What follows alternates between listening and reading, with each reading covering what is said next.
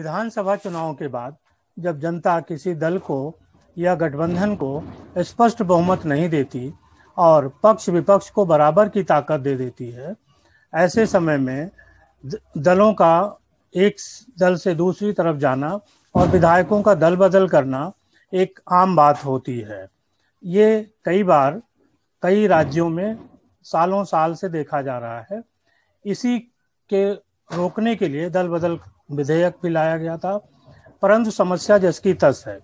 और जब दल बदल की स्थितियां होती हैं तो विधानसभा अध्यक्ष और राज्यपाल की भूमिका बहुत महत्वपूर्ण हो जाती है। यही वजह है कि हर दल ये चाहता है कि विधानसभा अध्यक्ष उसके पक्ष का हो या उसका अपना हो। इस मुद्दे पर आज बात करने के लिए हमारे साथ हैं बिमल पाठक जी। धन्यवाद। आप सभी को दीपावली की बहुत बहुत शुभकामनाएं। मैं हूं शैलेंद्र सिंह और आप देख रहे हैं हमारा यूट्यूब चैनल शब्द शब्द शैलेंद्र सिंह।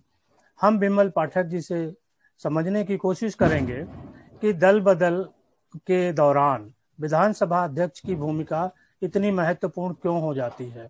बिमल पाठक जी लखनऊ के वरिष्ठ पत्रकार हैं, उत्तर प्रदेश की राजनीति को बहुत गहरे से देखते रहे हैं और मायावती के समय जब भाजपा और बसपा का गठबंधन होता रहा है तब ये बहुत आम बात थी और इस पे कई बार डिमांड होती थी कि भाई मुख्यमंत्री इस दल का होगा तो विधानसभा अध्यक्ष इस दल का होगा। और रातों रात कई बार ऐसे बहुत सारे चेंज आए हैं जिसकी वजह से विधानसभा अध्यक्ष का पद भी इधर से उधर किया गया है।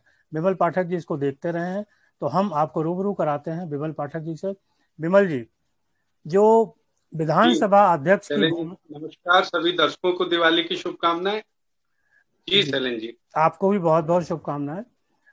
विधानसभा अध्यक्ष का पद दल बदल की स्थिति में इतना महत्वपूर्ण क्यों हो जाता है, जबकि वो तो हर दल का होता है। इसके बाद भी अभी जैसे बिहार में ये चल रहा है कि भाई भाजपा और जदयू के बीच कि हमारा विधानसभा अध्यक्ष हो। देखिए शैलेंद्र जी, सैद्धांतिक तौर पे तो ये बात सही है कि विधानसभा अध्यक्ष हर दल का होता है, लेकिन व्यवहारिक तौर पे बीते काफी समय से ऐसा देखने को नहीं मिला। हालांकि आज मैं अपनी बात की शुरुआत इसी से करूंगा।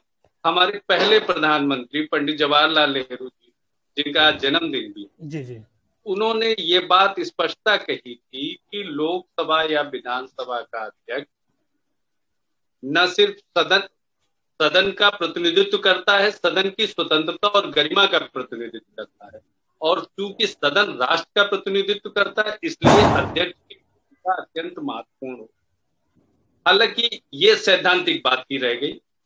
व्यवहारिकता में इसमें से हम लोगों को खासतौर से 90 के दशक के बाद केंद्र में और उत्तर प्रदेश की राजनीति में तमाम ऐसे पहलू देखने को मिले जिसमें विधानसभा की अध्यक्ष की भूमिका को लेके कई बार सवाल उठे, कई बार पक्ष विपक्ष दोनों की तरफ से ऐसे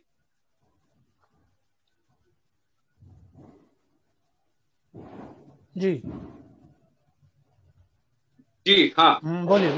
विधानसभा अध्यक्ष की भूमिका को क्योंकि गठबंधन के दौर में हमेशा ही संदेह के घेरे में देखा जाए ऐसा नहीं है, कई बार महत्वपूर्ण कार्य भी किए हैं, लेकिन गठबंधन में इधर ज्यादातर देखने को यही मिला है कि विधानसभा अध्यक्ष चाहे दल बदल का मामला हो, हमारी तमाम केंद्र से तमाम प्रयास हुए कि दल बदल कानून लाया जाए सब, लेकिन चूंकि विधानसभा की एक अपनी स्वतंत्रता और गरिमा होती है और अध्यक्ष की भूमिका इसलिए महत्वपूर्ण हो जाती है कि उसका निर्णय इस मायने में सर्वोपरि, न्यायालय भी इसमें हस्तक्षेप करने से गुरेज करती नहीं।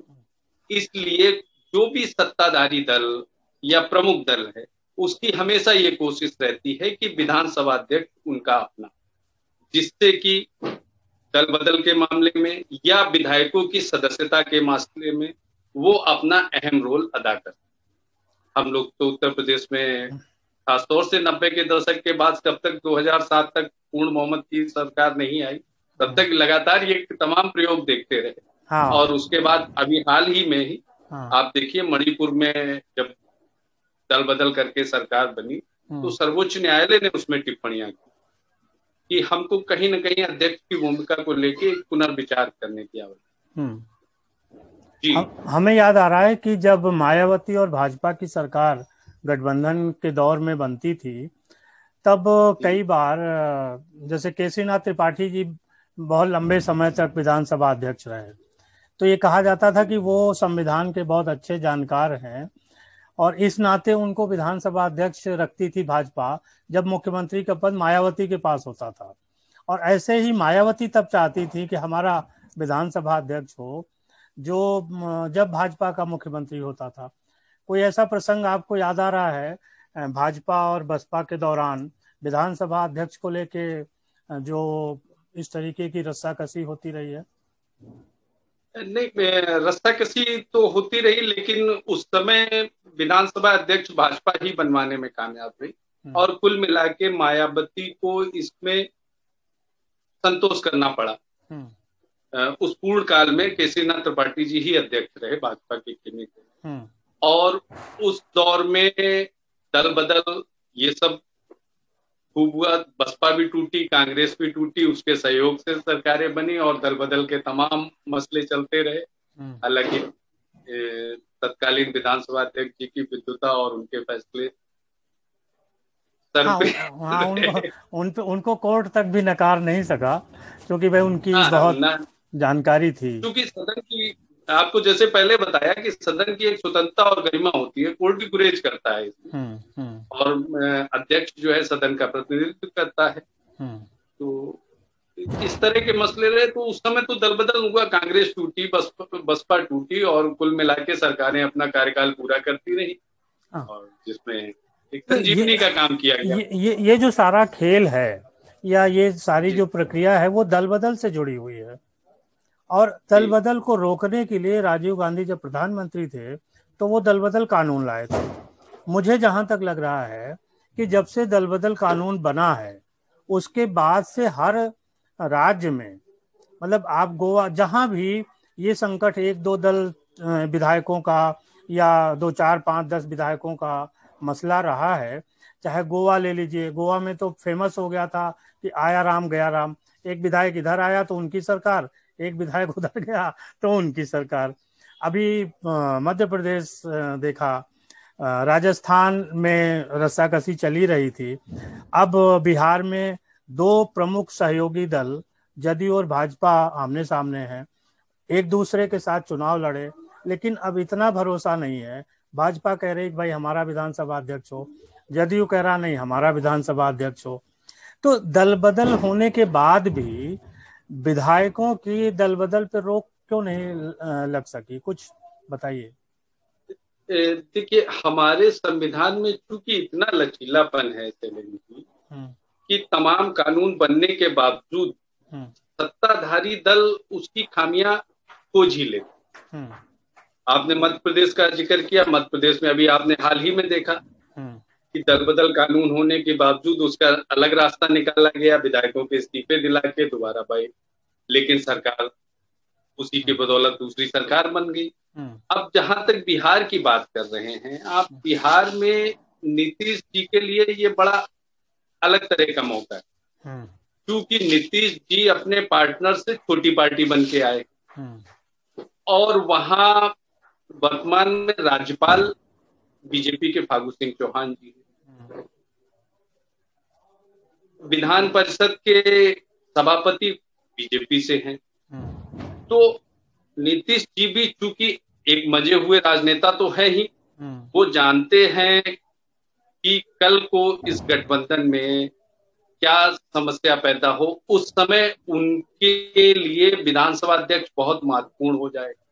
इसलिए वो अपने विश्वस्त भरोसेमंद विजय कुमार चौधरी साहब, जो उनकी पार्टी के अध्यक्ष भी प्रदेश अध्यक्ष रहे हैं, विधानसभा अध्यक्ष, उनके खास भरोसेमंद, तो वो उनकी पूरी कोशिश है कि विधानसभा अध्यक्ष पद पर उनको बैठाला जाए, जिससे कि सिर्फ दल बदल या उसकी ही समस्या नहीं, तमाम विधायी कार्य भी होते हैं जो अध्यक्ष की मौजूदगी में ज्यादा सहूलियत से हो जाते हैं। जैसे उदाहरण लीजिए, पिछली सरकार में ही नीतीश जी ने जब शराबबंदी का लागू किया तो विजय कुमार चौधरी जी ही विधानसभा थे और बखूबी उन्होंने सदन में सारे विधायकों को शपथ दी थी। तो लिहाजा ये सारा खेल है अपनी अपनी आगे की, अपने को सेव करने की। तो अभी जैसे अब सरकार बन जाएगी बिहार में, तो क्या भविष्य देख रहे हैं आप सरकार का? 5 साल पूरा करेगी या बीच में कुछ गड़बड़ हो सकता है?